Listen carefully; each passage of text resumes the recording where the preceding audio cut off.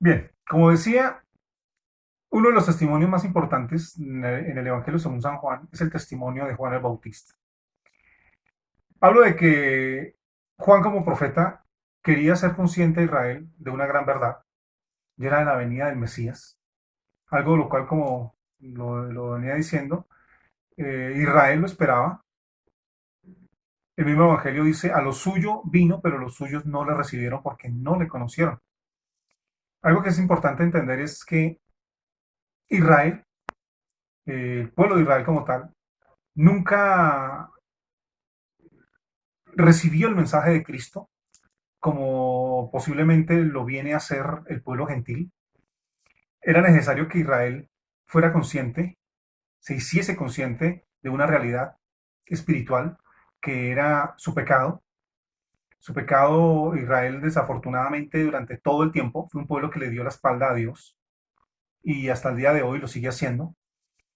Eh, Independientemente de que es el pueblo escogido de Dios, es un pueblo que Dios escogió para que el mensaje fuera transmitido a todo el mundo, a todas las naciones de la tierra, algo que Israel atesoró para ellos, y Dios tiene que, a través de la iglesia, terminar de hacer a lo que Israel desafortunadamente no realizó.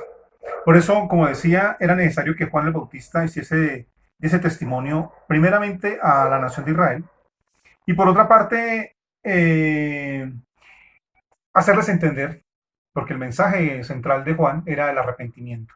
Palabra que es nueva para el concepto de arrepentimiento, se hace nuevo en el Nuevo Testamento, porque algunos se preguntarán, bueno, pero Israel, ¿de qué se debe arrepentir? Es necesario entender que el Nuevo Testamento, desde Mateo hasta Apocalipsis, siempre habla de la necesidad de que todo hombre se arrepienta, de que todo hombre reconozca su pecado. Es un concepto de alguna manera nuevo en el Nuevo Testamento y en la Biblia, ya que cuando el hombre fue creado por Dios y fue puesto en el huerto del Edén, ese concepto de pecado no existía, ¿cierto? El pecado como tal es un concepto nuevo, es un concepto que algunos eh, doctrinalmente o teológicamente, como decía, es nuevo porque dentro de los planes de Dios no estaba que Adán muriera, no estaba de que Adán se enfermara o el hombre se enfermara y que el hombre muriera. Todo esto viene por consiguiente del pecado, viene la muerte espiritual, lo cual habla el mismo Juan en el libro de Apocalipsis. Dice que el que cree en Dios no tendrá, o el que cree en Jesús no tendrá temor de la segunda muerte. Se habla de una muerte física, pero también se habla de una muerte espiritual. Como digo, son conceptos que fueron retomados dentro de la cosmovisión teológica, ya que inicialmente no estaban dentro de los planes de Dios, ¿sí? Por eso era necesario que pasara tanto tiempo hasta la aparición de Jesús para que la salvación viniera, ¿no? La Biblia dice que en el libro de Hebreos que la salvación vino a través del mismo Moisés para Israel, ya que ustedes recordarán que se comienza a hablar de un concepto que es muy especial, que es la redención, ¿cierto? La redención a través de la sangre. Ustedes recordarán que para cuando Israel celebra la Pascua, se les dice a ellos que debía matar a un cordero de un año, y lo cual en el Nuevo Testamento ese cordero representaría a Cristo como el cordero inmolado, de hecho, lo cual es el centro del mensaje de Juan el Bautista, cuando siempre él habla de he ahí el Cordero de Dios que quita el pecado del mundo.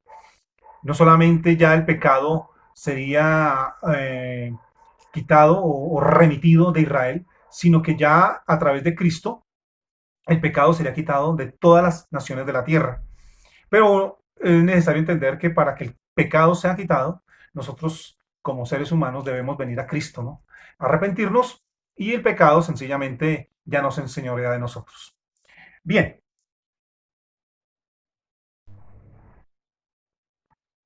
bien. En esta clase vamos a mirar básicamente dos puntos que quiero resaltar de la manera como el escritor del Evangelio habla de Jesús.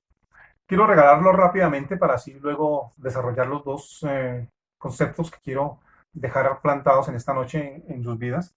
Y el primero tiene que ver con la manera como Juan presenta a Jesús y decía que lo presenta como el Eterno. Ustedes mirarán en el versículo 1.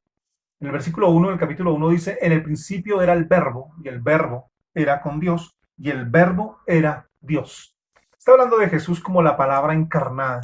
Era necesario que Jesús tomara nuestra posición humana para de alguna manera entendernos y de esa manera poder desarrollar su ministerio. Ustedes recordarán que cuando Jesús fue concebido por el Espíritu Santo en María, el ángel Gabriel le dice a María que ella sería cubierta por el Espíritu Santo y que ella quedaría a partir de ese momento encinta de Emanuel, de Jesús. Pero bien, aquí hay algo que debemos entender y es que todo el Evangelio según San Juan tiene un concepto muy claro de la salvación del hombre, lo que nosotros llamamos redención. La palabra redención es una palabra compuesta que significa volver a comprar.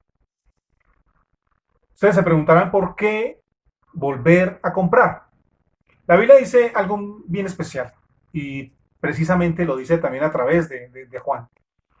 Dice, mas a todos los que le recibieron, a los que creen en su nombre, les dio la potestad o el poder de ser hechos hijos de Dios.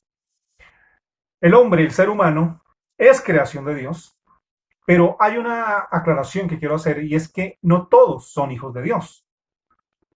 La Biblia dice que todos los que creyeron son hijos de Dios. Para poder ser hijo de Dios, yo necesito creer en mi Padre. Necesito creer a su mensaje. Necesito creer a su precepto escrito en la Biblia, lo que nosotros llamamos la voluntad de Dios escrita para la vida del hombre.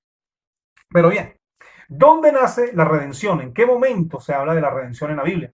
Toda la Biblia en el Antiguo Testamento habla de este concepto de redención. Ustedes recordarán, por ejemplo, que cuando Adán y Eva pecan y son expulsados del huerto, con los años esta pareja tiene a dos varones. Y dice la Biblia que en algún momento estos dos muchachos quieren de alguna manera volver a arreglar la relación que su papá y su mamá habían roto en el huerto del Edén. Dice la Biblia que Caín toma de lo mejor que él tenía, del fruto de la tierra, y lo presenta a Dios. Y así a la par, Abel, dice la Biblia que él toma de los rebaños que él tenía de ovejas y toma un cordero y se lo presenta a Dios en un altar. A partir de ahí, se está hablando, hay un concepto bien claro aquí, hay un simbolismo bien claro, hay un tipo a través del cordero de Jesús, que ese cordero debía derramar sangre. La sangre en la Biblia, desde el Génesis hasta el Apocalipsis, representa vida. Y era necesario que Dios tomara forma de hombre y que siendo hombre fuera una cruz y en sacrificio voluntario diera su vida en rescate de todos nosotros. Por eso les digo que este concepto de redención está abarcado en todos los 66 libros de la Biblia.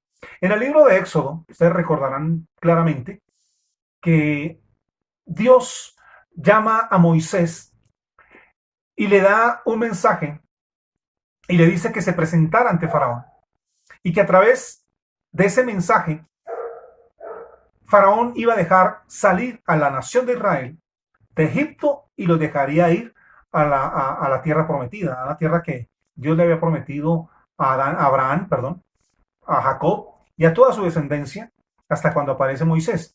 Y vale aclarar que la primera plaga con la que Dios, no quiero utilizar la palabra atacar, pero básicamente en el contexto se ve de esa manera, la primera plaga con la que Dios comienza a herir a la nación de Egipto es con la plaga de sangre. ¿Por qué no vinieron las moscas? ¿Por qué no vinieron las langostas? ¿Por qué no vinieron la oscuridad? ¿Por qué viene la sangre? Porque el mensaje que Dios quería transmitirle a Faraón era muy claro.